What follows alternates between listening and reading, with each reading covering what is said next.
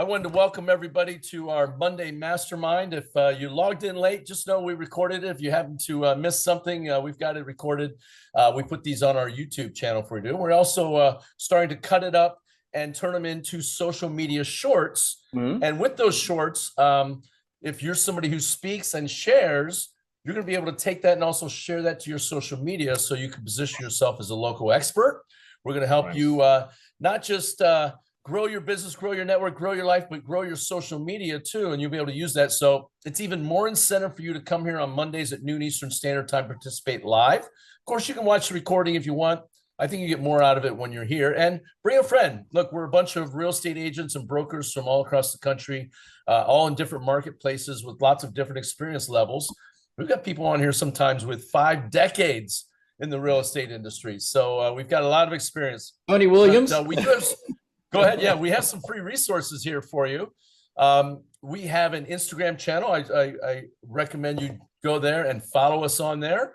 Like I said, we also have a YouTube channel on there. We have, what we have now, 312 subscribers, 114 videos. We've been doing this for a couple of years now.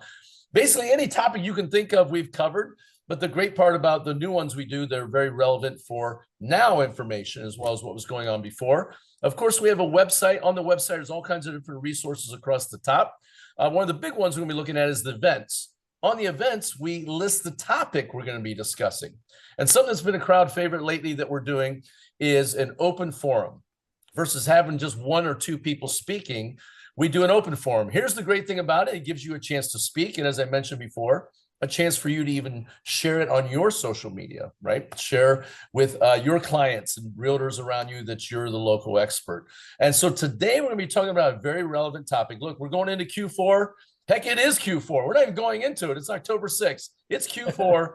And we're going to be talking today about the top reasons why clients should buy or sell before the end of the year. I know we get a lot of people say, oh, I'm going to wait until the spring. I don't know if that happens to you, but here up north in Ohio, people say that a lot of times. And it could be a really bad move for them. We're also seeing a lot of people saying, I hear the rates are going to be going down. I'm going to wait for the rates to drop. That could be a terrible move for them. We just need to look back just a couple of years. And so we're going to discuss that today. A large group of us here going to be talking about it, sharing different tips, tricks, and opinions. But let's talk about some of the top reasons why clients should buy or sell before the end of the year.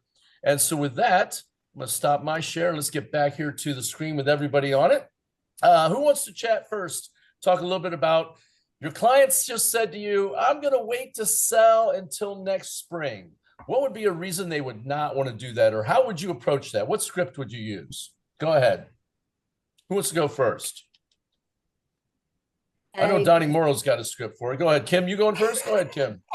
Well, I told them, like, I mean, here's the thing. I always make sure I qualify that seller that they must sell, and if I know, if they're like, I'm thinking about selling, but I'm not sure, then I won't even work with them, right? But if they must sell, I'm like, listen, if you must sell, this is the perfect time to sell because everybody taking their property up for the holidays because they don't have an urge to sell it. So I told them, like, right now is the time to really competitively pricing your home and let me market in such a way and with all the decoration of the season, your home will move faster. So I will be the one who telling the client that, right now we have a little bit less competition. In spring will be a whole lot more competition then. So right now, less competition, let's go. And I mean, I will go to the house. Matter of fact, after this Zoom call, I will head to a seller who I just had that conversation like yesterday, because that's the way to go.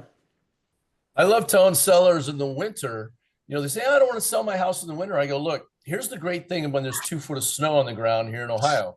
When someone shows your house and they're coming to look at it, they've got a checkbook and they've got it open. They're ready to go. No one is getting in their car when it's 20 below zero and going out looking at houses unless they're serious. And so you might get some tire kickers, right? In the spring, summer. If somebody wants to go out looking in the winter, I know they're buying. They're not out just shopping. They're ready to go. And so they're very motivated buyers that are out there that are taking a look. As far as right now being, 2025 here, Q4 of 2025, I got a lot of people saying they want to wait until the rates come down. I just remind them historically. I go and I Google the chart for what happened with the number of buyers that were in the marketplace. They estimate right now that there are 1.5 million active home buyers searching for homes right now. The estimate is that 5 million more people will jump in. 4x where we're at now. 5 million more people will jump in when that rate starts with a 5. So when it goes 599 or 575, 5 million more fence sitters are going to sit in. So it's not just a little bit of an increase. It's a 400% increase coming of competition. So what do you think is going to happen for the limited supply of homes that are there? You ask the buyers this, right? You get further with them, I think, when you ask questions, right? The Socratic method. What do you think is going to happen if you have 4 times the number of people competing with you with that same house? And you sit there in silence, and it'll seem like a deafening amount of time, but usually it's less than 60 seconds. And they'll say something like, well, there's going to be more competition. Right. So if there's more competition, what do you think happens to prices? And you make them answer, right? You don't want to tell them, you make them answer themselves. And of course, they're going to answer what's going to drive the prices up. And I'll say, yeah, let me tell you what happened in 2022. We had people paying 6 figures above list price, driving prices up where the houses wouldn't even pull appraisal. And they were offering all kinds of crazy stuff, skipping inspections, throwing down non-refundable deposits, all kinds of crazy stuff to win.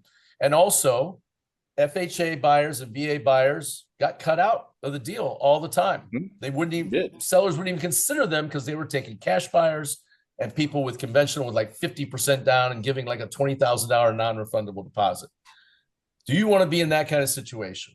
And the answer is no. I say, then you want to do it now. And for some reason, the rates go crazy and go super low, we'll refi you and shorten your term in the future, which will end up saving you interest in the long run. And I'm happy to show you the math on that if you want to see it.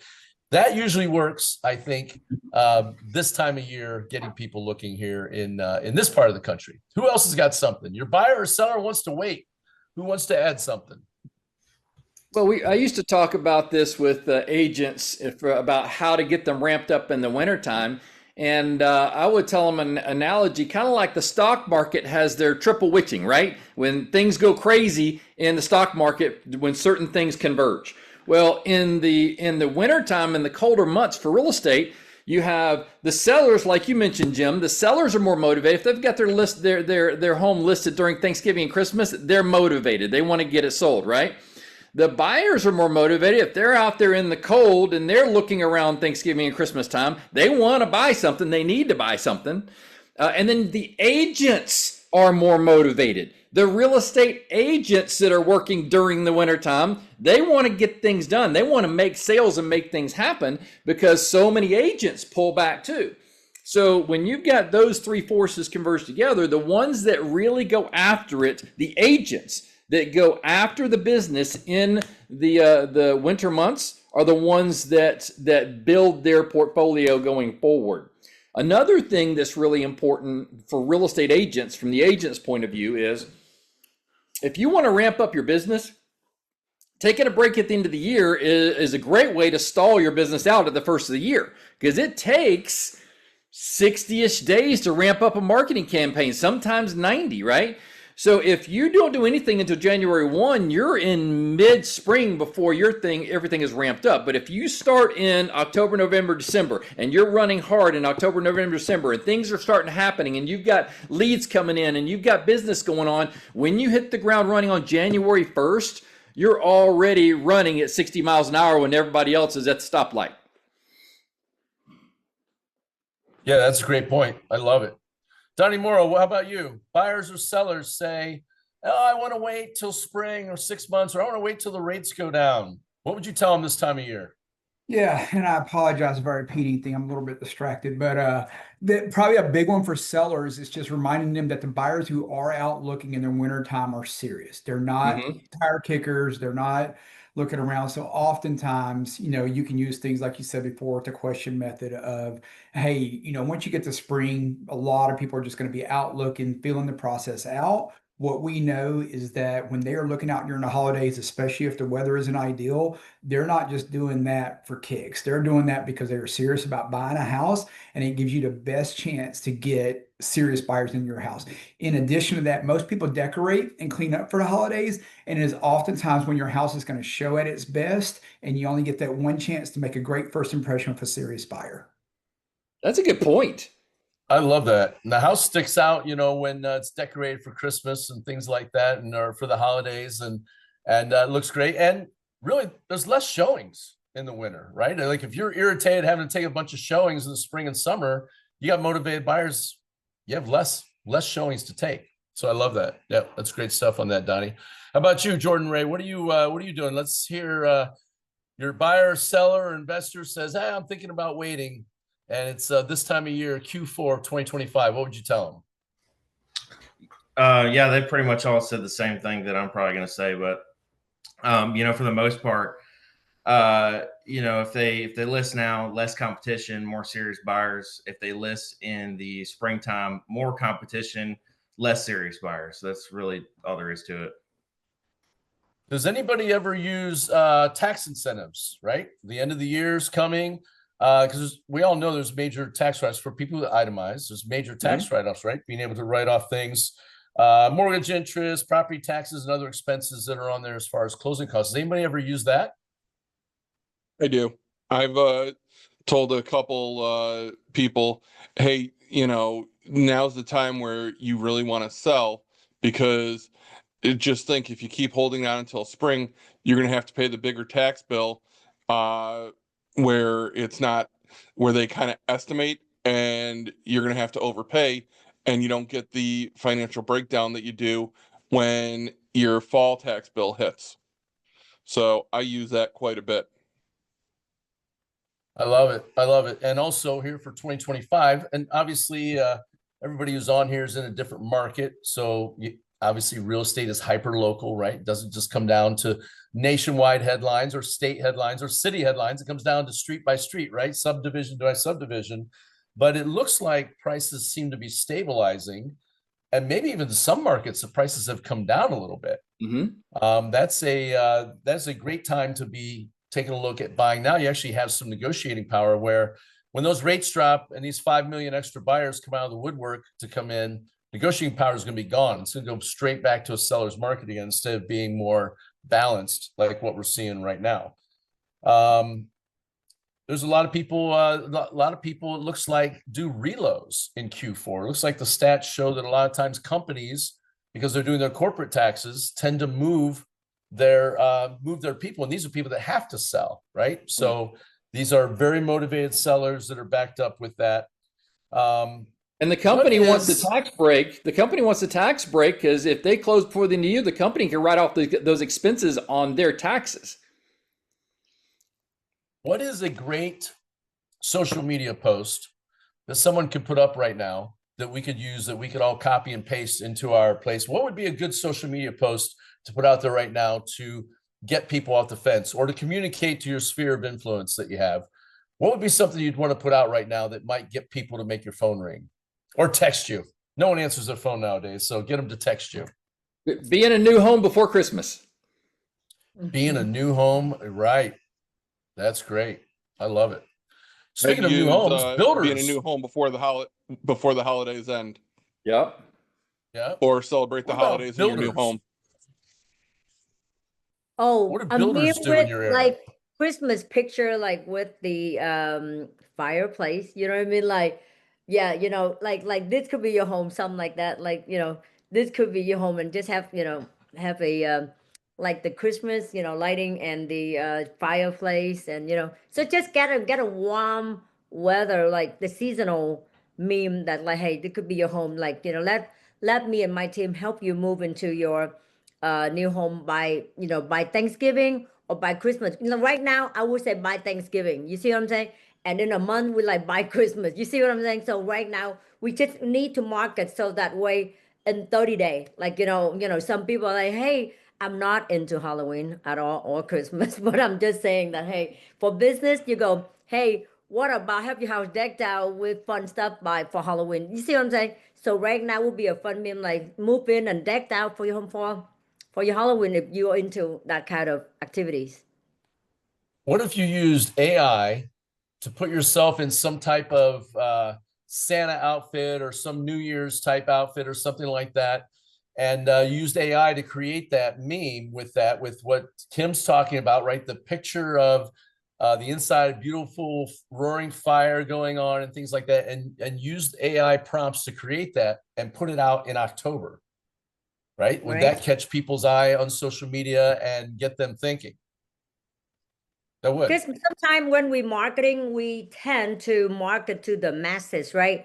Why instead of marketing to the masses, I think it would be more effective. We zero into that holiday, Hanukkah, whatever. You see what I'm saying? And then we zero into that. People, oh yeah, they're right. I mean, Hanukkah's coming up or whatever, right? Halloween, all those seasons. As a business professional, like we might not celebrate whatever, but we can still market it to those people that who do and target them for the holidays that are coming. So that's kind of important to target market those prospects.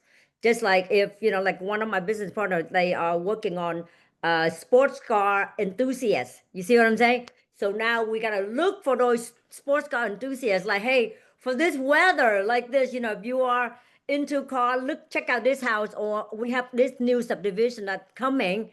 That are that if you have your baby car, there will be the subdivision to check out. So market to those sports car enthusiasts, kind of do. So zero into those people and do that. That's what my focus is for next year. I think it's a great plan. What's the saying? It used to be riches in niches, right? Yes, Who was that? Zig Ziglar. Was he the Zig guy who said Ziglar. that? Old Zig, the Yep. old school days. But it's true, right? Classic. You find a Yeah. niche and you become the master of it, right? The mayor of your neighborhood, so to speak. I love that. Let's see. What about one thing I've been learning is I've been studying this book right here. Oh, you can't see it. NEPQ.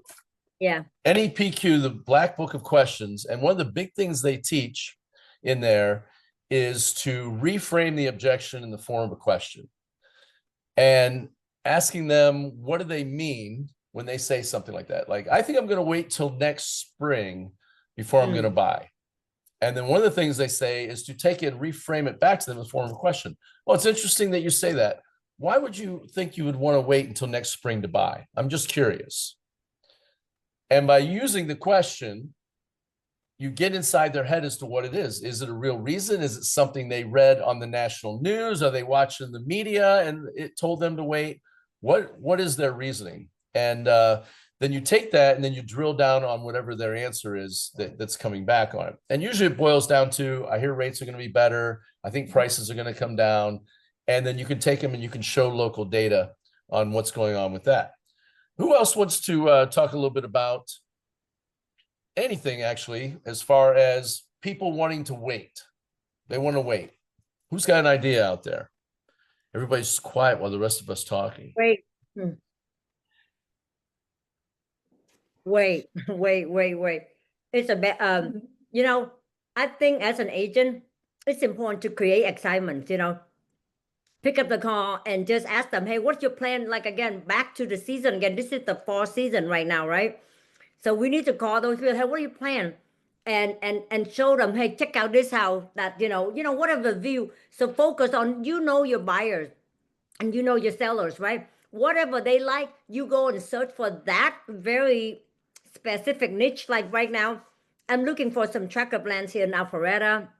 And so, you know what I mean? Like go out and be that person that make that season the best season of the next 30 days, whatever the season is. It could be January to the end of February, right? We gotta go and make that. So I guess I'm always that motivated person to go out and find that niche for that group of buyers, so that's what I always do. I think that holidays also, it feels like home, right? Like when you would come home from the holidays from college or something like that, being in the house, right, with all the decorations and things like that, it just makes you think of home. But the objection might be they're too busy during the holidays to, I'm too busy during the holidays to take time to sell my house now. And one of the things that would be really helpful is if you have a story about somebody who thought the same thing before and how you helped them get past that and how you made it. You're an expert at coordinating things during the holidays. All they have to do is be able to, within 24 hours, be able to show the house. It's not like you're going to have to show it right away because there's less showings anyways. And you'd have it ready in 24 hours, right? Because sometimes they're afraid, I've got wrapping paper all over every place and things like that. But people can pretty much get ready in a 24-hour period. Mm-hmm. Who else wants to share something? For the season, next 30 days. I know we used to talk to agents about what is their marketing campaign to their buyers and sellers. How are they going to get in front of them during the seasons with their gift campaigns? Do you go buy gifts and hand them out during the season? Do you write letters or send postcards? Cards. Kim used to send out cards every season. She would send out cards to her entire database back in the day, right? Or do volunteer events. Do client appreciation parties. What can you do during the slower time to get in front of your buyers and sellers to kind of make that presence? Does that make any sense? Yes, Stacey and I are actually doing our client appreciation party. This will be our 16th one we've done. We rent out an entire sports bar, and we do it revolving around a football game. And it's Ohio State versus Illinois, which will be a really great game. And then the bar cuts us a deal with it. And then we have all of our affiliate partners chip in on paying for it. And we'll have 250 people there. And it'll end up costing us, but Stacey and I probably end up costing us around $2,500. And the bill will be larger than that, but all of our affiliate partners get to come there and they each get, 60 seconds on the mic in between quarters and things like that to say thank you to the clients. And a lot of these people know these people, like our lender, home insurance people, home inspector, because they did business with them already. And it's a great way to get them together. But the best thing about it is we get to pound our email list. In fact, some of you, if you're in our email database, you've probably been getting invites to it. We pound our social media, we pound our email database. And, if you're constantly hitting up your email database to get people to send you referrals, there's a good chance they'll unsubscribe from you or block you. But if you're inviting somebody to a party, they'd be kind of a jerk, right? To block you if you're inviting them to a party. And so we're just able to just absolutely blast people up and down every which way for the party. That's the biggest piece of marketing it is. We're just in their face nonstop with it. And so much so we're considering doing a second one in the spring. So we have one every 6 months going on for people that they can't make them. And it's a great time to do it. And we do it, around this time of year too, and just as a gratitude thing, how grateful we are for all their support and things like that. So that's a great point, Kim, on that. And I'm sure real estate comes up in conversation, doesn't it? Yeah, we always get a deal or two out of it. It seems like somebody's like, you know what, my cousin so-and-so is, and it happens while they're there. People feel grateful. You buy them a couple beers and some barbecue and you end up with some real estate deals. So it's a good deal. Hey, Jim, on that topic, can you, share with some of the listeners right now? Had like, okay, well, 16, that's like you've been around the block. I'm brand new and I have like 10 clients. What would you do go back to your first year of that client appreciation? Now, anybody else on here could go back to your first year because you remember your first. So go over that. What did you do? You don't have to run a sports bar or anything like that. You just take a couple couples out to dinner. Mm-hmm. And you're really close together like that. And, let's say it's your first year and you've sold, 4 people homes. Well, you invite all 4 of them to dinner. And then based on the number of people that RSVP, that's the size of reservations you get at the restaurant you're going to take them. And you invest in those people. And those are actually the best ones because you're taking them to a dinner. Let's say 2 of the 4 couples that bought houses from you end up going to dinner with you. Now that you got you and your spouse and 4 other people, it's 6 of you at a dinner, and you invest in them and you talk, and they'll be really interested in sending you anybody they run into for the next year, right? They say every person knows 5 people that will do a real estate transaction in the next 6 months. What if those 2 couples you took each just sent you 2 people? There's 4. There's your year's worth of sales right there just from that dinner. and it can grow from there. So it's a great point, Kim. You don't have to be renting out a sports bar. We didn't start like that, right? We started very small when we started doing it, and we learned it when we were at Keller Williams. Taught us how to do that. It was somebody there taught us that program, and it's been great. We run it every year now, and we look forward to it now that we have it down to a science. But we get all of our partners. Heck, we have our carpet cleaner there. Everybody, all of them come, and they all pay a portion of the bill. It works out great. Donnie, I saw you unmute. Did you have something to add? Yeah, in a perfect world, we would all do 4 parties a year. We would all do a client again every quarter. Okay, hear me out. How many agents are really calling their sphere of influence every couple of months like they should be doing? Most are not doing it. What if you didn't do anything, make any phone calls to your sphere of influence, but once a quarter you sent them a text invite, what's it called? Where it goes, a slide dial invite and an email invite. So they get 3 invites for you from the event. And then you send obviously a follow-up thank you for anybody who comes to the event. So even if they don't show up, you get 3 to 4 touches once a quarter. That's the equivalent to 12 a year. And then you send an email once a month. And then you send a postcard once a month. So you just got 36 touches in the year. The model from the MREA book is obviously 33 touches. I don't know how many it takes, but I know 36 is good. And then you friend them on Facebook. So you touched them a whole bunch of more times. And now you're getting 50 touches, maybe 100 touches a year into that client. And you never had to make one sphere of influence call because we know 90% of the agents aren't doing it. I love that, Donnie. And the slide dial thing is called a bunch of different things. Some people call it voicemail drops. Some people call it slide dial. If you guys don't know what that is, slidebroadcast.com is the website I was trying to think of. Go ahead, Donnie. What was that again? You put it in the chat? Yeah. Let me make sure chat so people have that. But you create one 30-second voicemail. If you don't know what this is, you get a perfect one, exactly how you want it to be, and you read it into the thing and you record it. And then you hit a button and it sends out to everybody you have a voicemail, and it goes right to their voicemail instead of ringing. And you can send 1,000 of them if you want to. And you'll get a lot of touches, and people love to hear your voice on there. And of course, with mass texting now. And if you're a new agent and you don't have a lot of past clients yet, I bet you got one of these little things right here. Yeah. And I bet if you look in your contacts, there's at least a few hundred, more than likely over 1,000 people. Don't mean you got to invite all of them, but you can go through and say, which ones out of these, if I saw them at a grocery store, we would stop and say hi. That's your SOP. That's a great litmus test. Would I stop and say hi to them if I saw them at a grocery store? I love that. That's great. Who else wants to add something? I remember back in the day, Kim we'd fill up one of our cars full of tins of cookies or popcorn, and we'd go drive around and drop them off at the houses.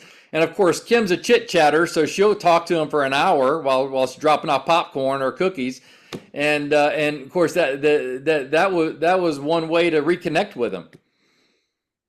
So, I mean, it's always go back to, I'll go back to, since I restarted my real estate the past year. So I'm start doing all this basic stuff all over again, right? So now the clients, if you are brand new or if you seasoned, you do exactly what Donnie was saying, or if you more, you seasoned, do what Jim was saying, rent out sport bar. But if not, go to wherever, get some 10 popcorn, like that little 10 container, and just buy 10, 15, whatever.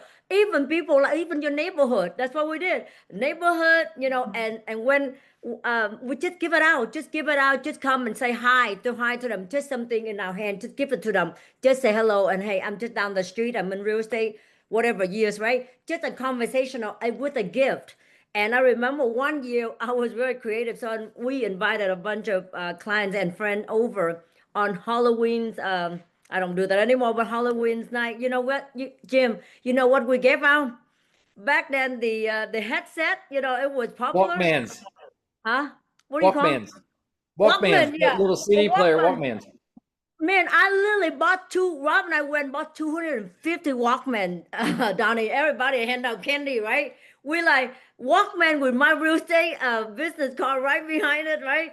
And then of course that little musical, what do you call that thing? I mean, it's like old technology, right? now just a little, what do you call that thing again? That you could listen to music, oh my God, like the iPod or whatever. The, The what little is it? square one that that MP3 Apple came out player. with. MP3 Yeah, player. So MP3 MP3 players. Yeah. player.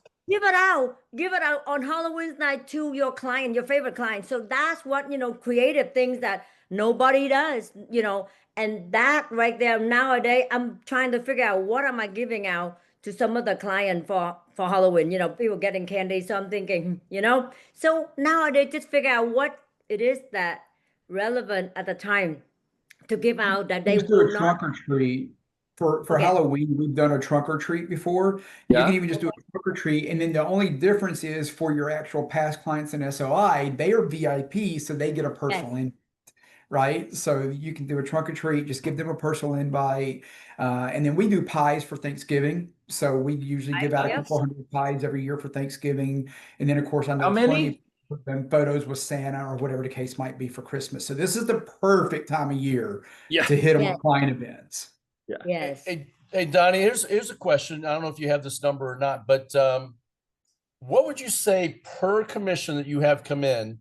What percentage of it are you using to put back into the business? Like some people say they run 10%, some people run 5%. What are you running per commission that you say this amount has to go back into the business to keep the wheels moving? So I don't really do it that way. If you mean overall, we run like 20% profit and the other 80% goes, of course, the biggest expense is agents because I run a large team. They're always going to be largest expense because they take 50% off the top, right?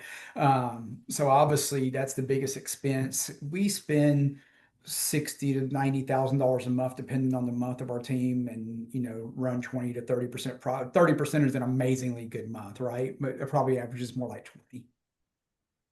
That's great. So if you're an So agent, you're here, 80% you're is going just, back into the business. let's say you're not running a team and you're a single agent. If you're bringing your check, you get a $10,000 commission check. Rule of thumb, I think you should be at minimum taking $500 out of that. At minimum, it's probably closer to 1,000 you should be taking out of it, $500, and putting it back in for things like this. Because you're probably wondering, like, well, how does Donnie do the pies? How's Kim doing the Walkmans or the MP3s? We're going back old school to the Walkmans. How are you doing that? The answer is this: you have to take that commission check and not spend it all. You got to put 20% away for taxes. You got to take 10% away and put it away for marketing and spend it wisely and spend it on the people that you know, right? You can't live off all of it. I think agents do it all the time. They take that commission check, it's 10 grand, I'm rich. And they go, they spend it, all of it. And you've got to put the money back into the business. And if you're not doing that, make that a Q4 resolution for you. This next check that I get after my broker fees and things like that, I'm taking 10% of whatever's left over and I'm putting that back into my business. And the holidays is a great time to do that. I think spending it, I sat in on a session with Mike Ferry and I'm sorry, Tom Ferry. And he said the number one thing you could invest in right now in the stock market, in crypto, gold, silver, precious metals, or anything, number one thing you could invest in right now if you had $10,000 would be your CRM. Go take the $10,000 and go spend it on people that you know, people that are in your phone book, your CRM, right, that you have, and spend it there. You will get a way bigger return on that $10,000 there than you ever would putting it in the S&P 500 or something like that. And it's a faster return. And it made a lot of sense when he said it. And he goes, and that's where I would spend it if I had $10,000 to invest right now. I'd put it right back into people that I know. Of course, you can market, cold market, but it's the people that you know that are there locally. If you're brand new to the area, then you do what Kim said. You go to your neighborhood, you make cookies for everybody or pies, like Donnie said, and everybody in the neighborhood gets a pie. And the bottom of the pie is your business card right down at the bottom of it when they get through eating the pie at the bottom. And it's a great plan for that as far as coming up. So Rob talked about it, and it's important to mention it again that Q4, October, November, December is when a lot of agents start taking their foot off the gas. This is when you can separate yourself and be ready to go, because here's what I believe is coming, and a lot of other experts believe it. I believe it because I read the other experts. I didn't come up with this myself, but I think 2026 is going to take off like gangbusters. I think we're going to see the rates come down about the second quarter of 2026, and everybody who was on the fence is going to jump back in, and we're going to have a 2022 and 2021 all over again. And if you're not ready, to Rob Campbell's point earlier, if you're waiting for that to happen, you've already lost. You've missed it, because real estate is 90 to 180 days downstream of what you do today, right? So if you do nothing today, 90 to 180 days now, you should get paid what? Nothing. So you have to do stuff today to get paid 90 to 180 days out from now. And the crazy part about it is spring is less than 180 days away already. We'll already have gone through fall and winter and be back in spring again.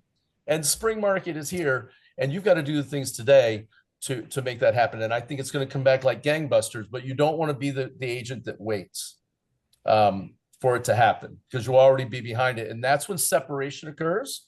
And this is when the people who are going to grab market share, this is when it takes off for them. This time of year, when everybody else is letting their foot off the gas, this is when you go harder. And that's how you create the separation. Who else got something to add before we get close to wrapping up here? I'll Jordan, add to that. You're unmuted. Go for it. Yeah. I'll add to that I'm actually pretty optimistic that this quarter is going to be a busy quarter compared to the last couple of years, just because of all the pent up demand and the speculation with the interest rate drops. So I'm feeling pretty optimistic about this quarter. I'm already feeling it. It's a great message to get out there, Jordan. And so somebody could do a reel. I think they're called reels. They could talk to their social media and say, look, I was on a Realtor Mastermind today, and I saw a really successful agent talking about all the success they're having, and the optimism is unbelievable for what's going to be happening. And if you're one of those people who's a buyer seller and you're thinking about waiting, you don't want to wait. And here's why. And then they could give some of the facts and things like that and put that out on your social media.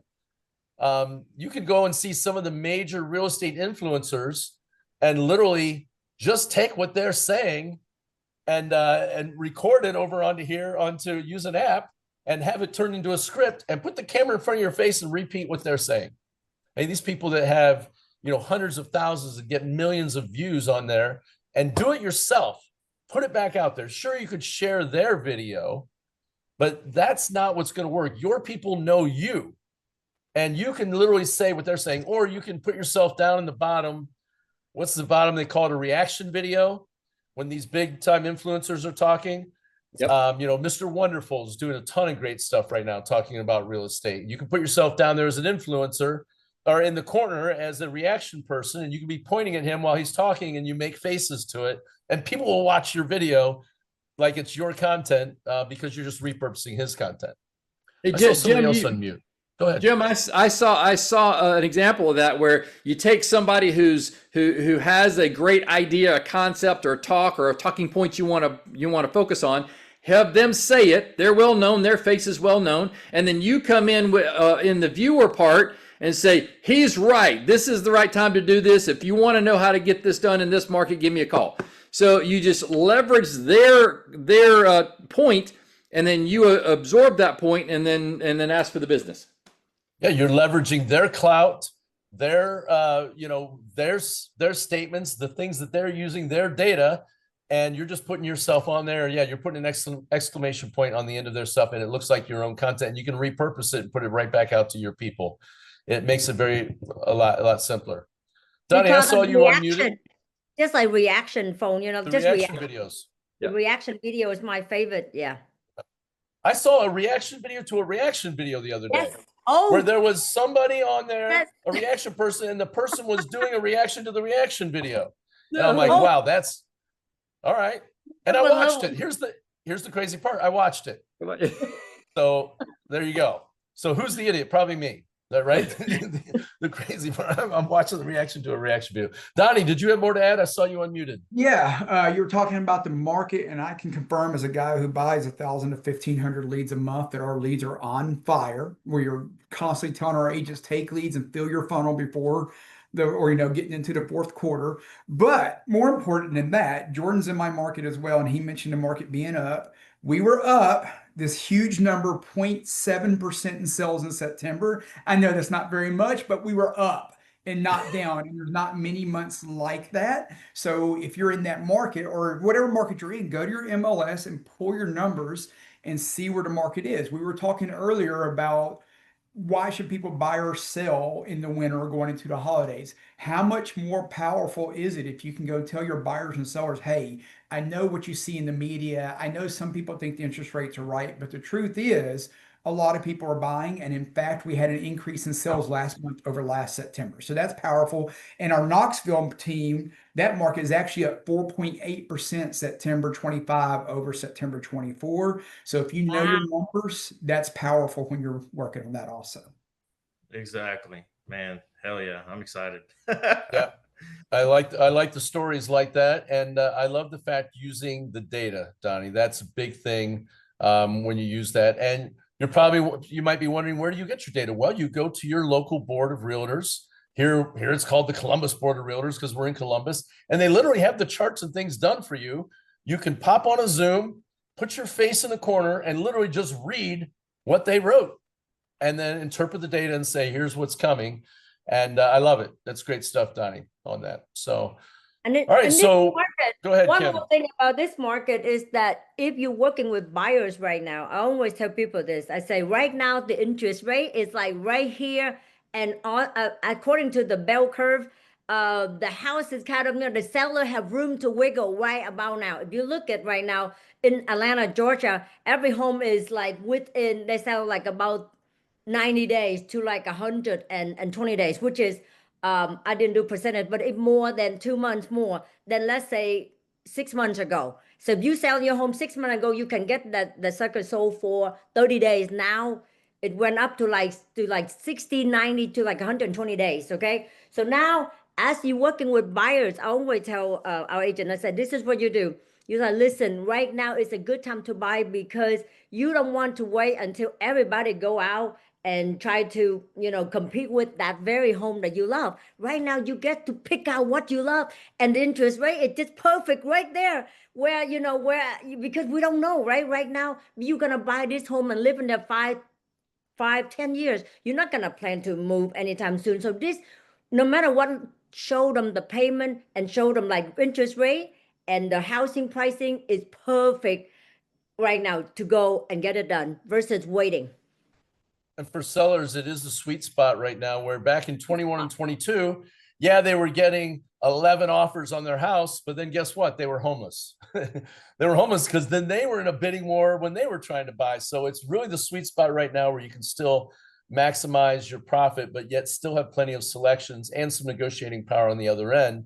And you don't have to do the dreaded double move, right? We can sell your house and still have a place for you to find to buy. So I love it. But I want to thank everybody for jumping on.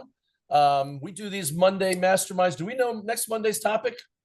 To be determined. Where we got? Rob? Yes, no, we know next Monday's topic. So I have seen a lot of people talking about how to get yourself ranked on ChatGPT. So when people are doing searches about real estate in your local market, you want to be in those ChatGPT rankings, not just on Google, but in ChatGPT. So our assistant Julie is going to talk next Monday about what things you need to do to make sure you're showing up on ChatGPT, not just Google.